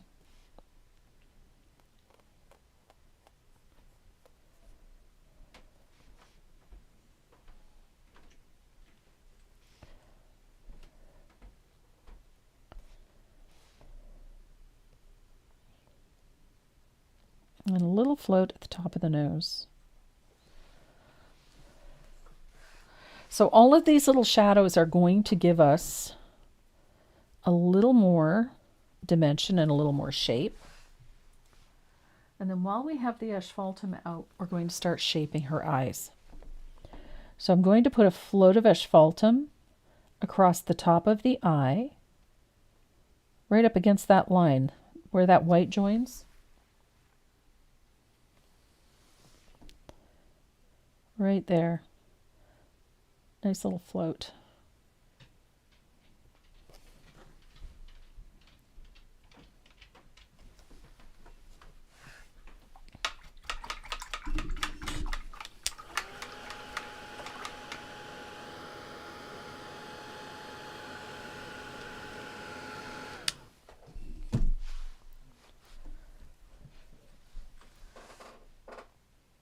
Now the bottom of the eye gets a highlight.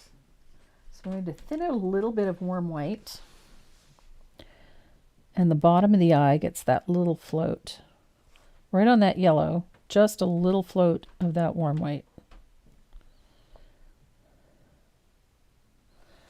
Like so.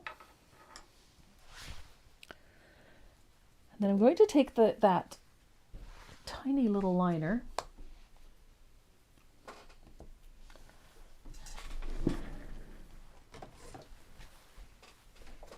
and we're going to use a little bit of lamp black.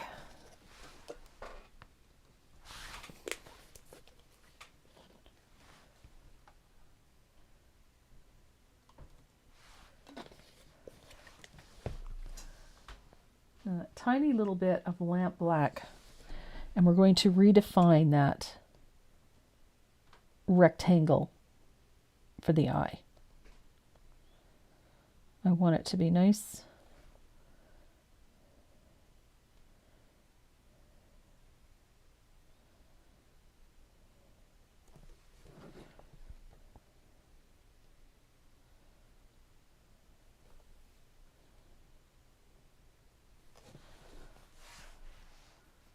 just to darken that pupil a little bit. It got a little lost with all that floating. And then I'm going to put just a fine stroke across the bottom, about halfway, just a fine little line. Very fine. And now we're going to put some final light impact points on these eyes. And we want one right here at the top end of that pupil.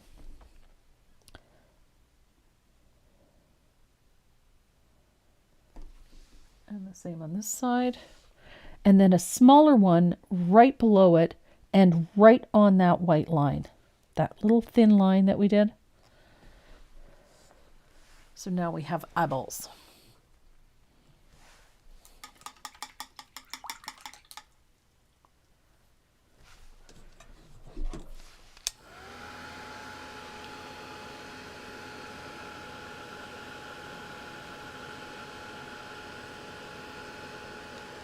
Make sure it's good and dry so I don't smear them. So I'm going to put a small comma stroke on either side of the nose, like so.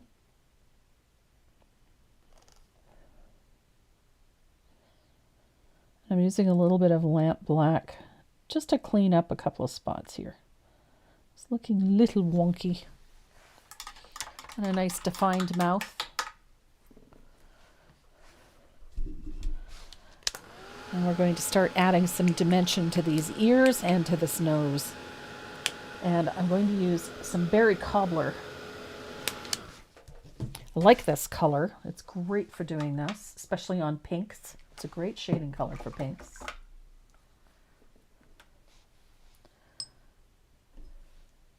So berry cobbler. It is a pretty strong color. That's not necessarily a bad thing.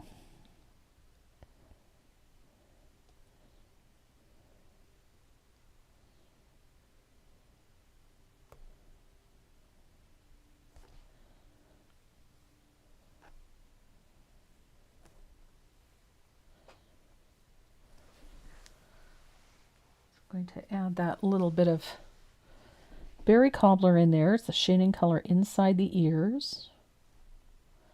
Darkest value towards that white, up underneath that little fold in the ear. And we want it fairly dark in here, that little cup closer to the head. I'm going to come over here and deepen this one because I'm not happy with it. Wonderful thing about paint. You can always put more on.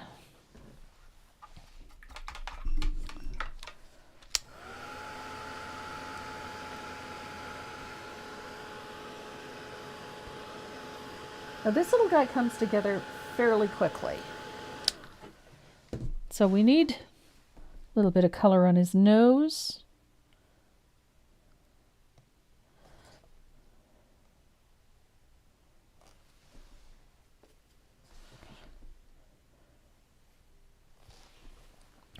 We got somebody wondering what floating is. Floating, that's a great question. Just give me 2 seconds. When you're floating color, all it refers to is creating a gradient for a shadow, much like we've done here, where it's darkest on one side and then it gradually gets lighter as it comes out. Now, there are several ways to get that effect. You can do it simply by blending color, but we have a quick and easy method. It takes, I shouldn't say quick and easy. It's quicker once you learn how to do it. So essentially, I'm working with a 1/2 inch angled shader, this is 3/8. And I'm going to pick up a small amount of paint on the tip of the brush, just like so. And I'm going to blend it on my palette back and forth like this. And as I blend, I just slowly walk the brush towards the darker value, meaning that I'm just sort of pushing into that puddle of paint like so. So I move forward. And what I'm left with is dark value at the tip of the brush, and then it gradually fades out as it goes down towards the heel of the brush. So that when I go to my brush, my surface, and I lay my brush on it, the whole brush, I get that gradient. So I have a darker value where I want the darkest amount of paint, and it gradually fades out towards the lightest edge. And if you've got a good load in your brush, you can do both sides. It is something that requires a bit of practice. It's learning how much water is in your brush. It's learning how much paint to pick up, and it's learning how to blend the brush on your palette. So it does take a little while to perfect it. But once you do,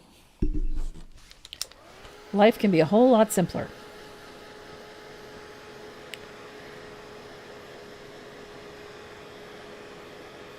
So I'm going to add a little bit of a highlight to the bottom of these ears, and I'm going to float it. So again, I'm going to pick up a small amount of paint, blend it well on my palette, and then I'm going to come down to the edge of my ear. I had too much water in my brush. There we go. So that I get that nice soft float, that little soft highlight at the lower portion of the ear. Just like that, and it's frozen.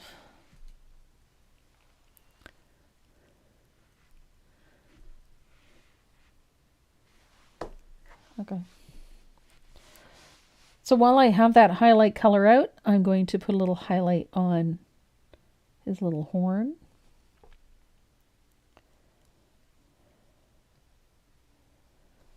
Like so.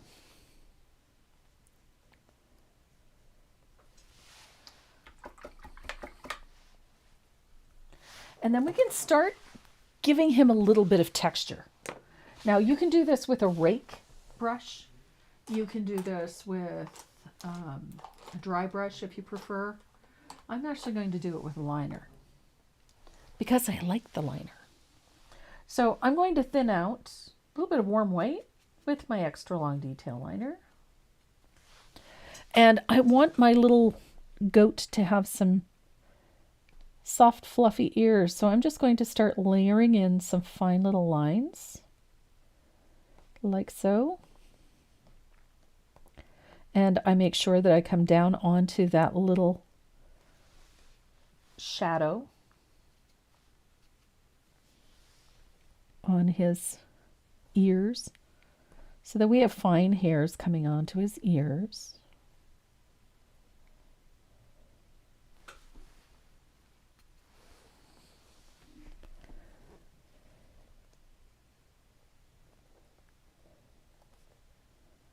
I like those little fine lines.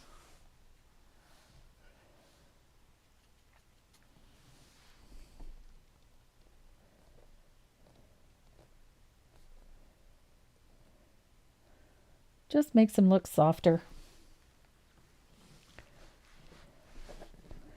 And you can layer as much as you want. If you're using a rake, just take your time. Oops. I like the fuzzy ears.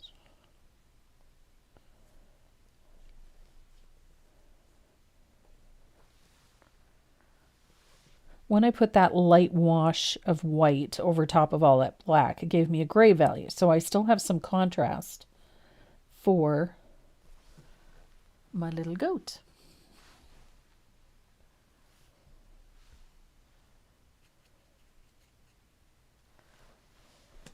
And I can do the same thing for his face. Now I've got all of this, you can see I've got this asphaltum there.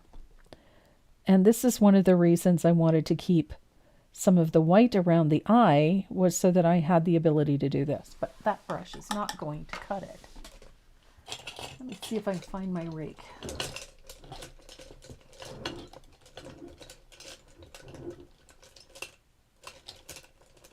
Nope, I do have this one. So I'm going to switch to a slightly different brush here because that liner was not cutting it. It was fine for the ears, but for the rest of it, it wasn't working. Here we go. So I've got, this is a 1/4 inch wave brush, and I'm just going to use it to create some really soft white lines and some highlighted areas on my little goat.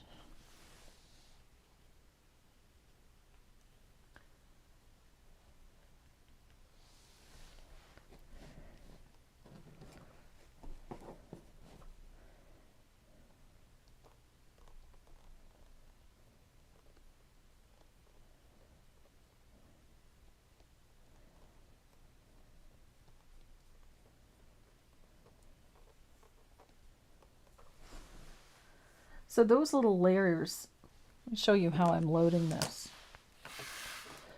So I'm using a wave brush. This is a 1/4 inch wave brush, and I picked up a little bit of white paint, and I'm going to open it up by pressing down on the ferrule and then twisting. You see how it opens up the brush? So now I've got this. And this is where I'm going to, just with a very light touch, create all of that those textures. So it's very nearly like using a dry brush to do this, but it's just to create those fine lines and hairs on our goat.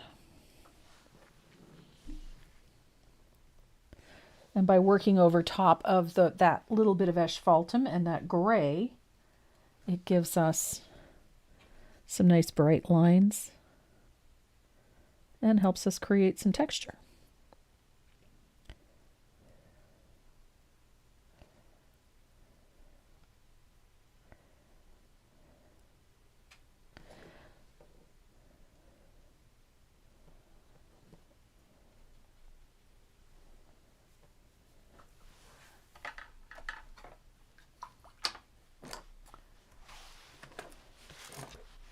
So now I need a little highlight on his nose to brighten his nose. Oops. Way too much paint. There we go.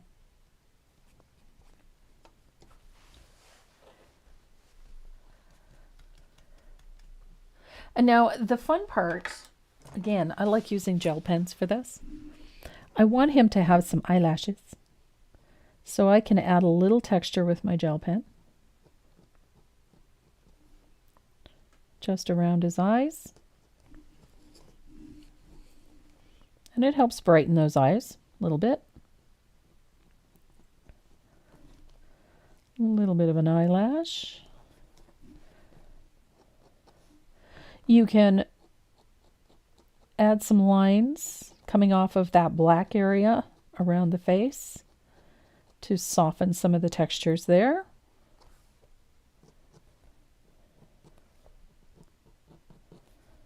And the same here. You can have a little fun with the details.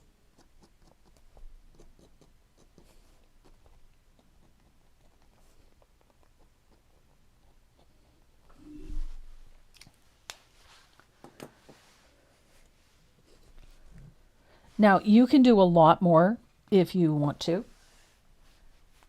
You can putz with this and make him curly or fuzzy or whatever you like. I'm going to add a couple of little details to his horns. I'm just thinning out a little bit of warm white. I wanted to put some rings on his horns with a liner brush. Just to add a little bit of texture there.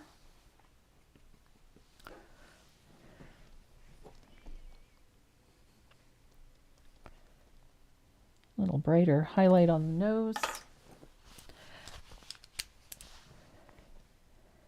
And then again with the gel pen, I like adding a little more texture to the face, like so.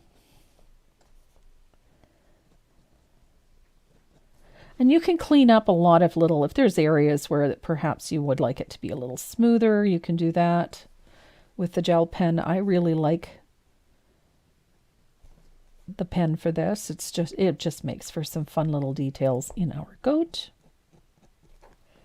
I'm pretty sure you already did the rooster one, didn't you? I did do the rooster one. Yep. We have a pile of them, actually. Wait, wasn't the rooster one a members only one? Nope. No? No. We did a rooster. We did a bumblebee. Okay, we'll just quickly go over how many of these we've done. The first one I did was this one. I love this one. This one is, I still think this is my favorite one. This one is the Farm Fresh Milk. I had way too much fun with that. And then we did the bumblebee with the lavender honey. I love that one too. And then we did this one, which was the country fresh bacon. And then we did this one, which was pure wool. And I don't know where my rooster is, but we did do the rooster. Nope. I don't know where my rooster went. He may have been pilfered. You sure we did the rooster? Yep. Okay. So yeah, we've done a few of these. And we were down to the last two, which was the little goat. Hard to say which is my favorite. I like them all. So for this one, when he's all finished, I just glued a small piece of wood to the back. As I said, it can be anything. Just to give him about 1/4 of an inch of elevation. Just so that he casts a little bit of a shadow. So that when it's hanging up, it's not just stuck to the surface. I really like having that little bit of elevation for that goat. I just think he's very, very cute. And it worked out so nicely. So next Saturday, we're doing this one, which is our Wild Rose saddle soap. I like this one a lot. This one was a lot of fun. So again, I used 2 small pieces of wood, glued them together, and then I glued them to the back of the head, and then decided where I was going to position it. And then I adhered it to the surface. So that is our goat's milk soap. Super easy. Fun piece. Boop.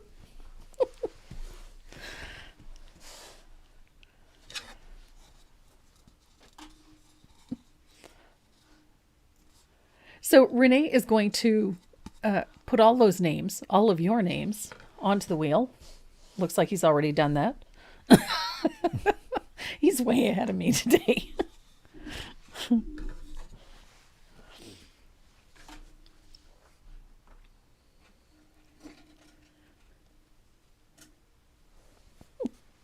ready for number 1? We are ready for number 1.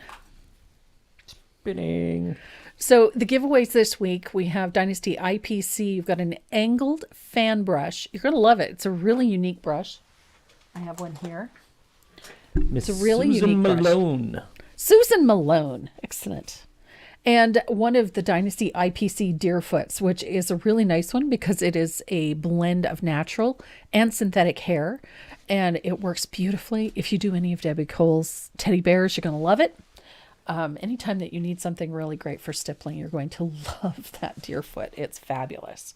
And this angled fan, these are fantastic for doing trees and grasses, and you're going to love it. So there is a Deerfoot and an angled fan from the IBC line, and those are courtesy of Dynasty. There's also a set of Tombow professional drawing pencils in there, plus some other goodies. We've always got other goodies in there. Always other goodies. So, yep. Number 2. That looks like a very crowded wheel. How many names have we got on there today? Miss Robin Storm. Excellent. Miss Robin Storm. She's our girl with the broken wing. She needs a little pick-me-up. She had a rough day at physio the other day, so she needs a little pick-me-up. Methinks she overdid.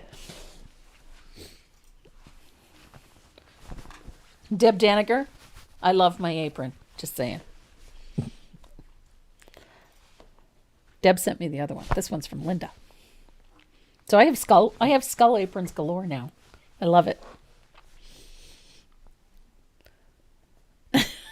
Lillian Davis. Right on. Lillian Davids. Excellent. Wonderful. Well, thank you so much, guys. I'm so glad you came to play today. Hopefully we'll see you next Saturday. I've put all of the surfaces for these cattle tags on sale. And I'm not sure what I did with the patterns, but I know the surfaces are all on sale. And if you ever have any questions in reference to anything that we do in these lives, feel free to send me a message through the website. I'm more than happy to answer your questions. And we do get quite a few, so sometimes it takes me a little while to get to them, but I do love answering them. So I appreciate the fact that you take the time to send us messages through there. Sometimes they're really great to hear some of the comments that you make. And we appreciate you guys coming to watch every Saturday. We love doing this. We love doing it. And we really are very grateful that you come and watch. So everyone, have a great weekend. Congratulations to everybody that won giveaways today. And we will see you right here next Saturday live. And Renee won't be so busy running up and down the stairs next week. All right, you guys. Everybody have a great week and you stay safe. Love you. Bye. Pet your dog. Pet your dog.